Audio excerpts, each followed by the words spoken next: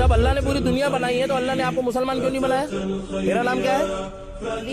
दीपक। मैं क्या हूँ? हिंदू हूँ, मुस्लिम हूँ? हिंदू हूँ। Wake up to reality. और अगर तुम्हारा परवरदिगार चाहता तो जितने लोग जमीन में हैं सब के सब ईमान ले आते। तो क्या तुम लोगों पर जबरदस्ती करना चाहते हो कि वो मोमिन हो जाएं? हालांकि किसी शख्स को कुदरत नहीं है कि अल्लाह के हुक्म के बगैर ईमान लाए। और जो लोग बेअक्ल हैं उन पर वो कुफ्र जिल्लत की नजासत डालता है। अगर अल्लाह चाहता तो तुम सबको एक ही शरीयत पर कर देता, मगर जो हुक्म उसने तुमको दिए हैं उनमें वो तुम्हारी आजमाइश करना चाहता है। सो नेक कामों में आगे बढ़ो, तुम सबको अल्लाह की तरफ लौट कर जाना है।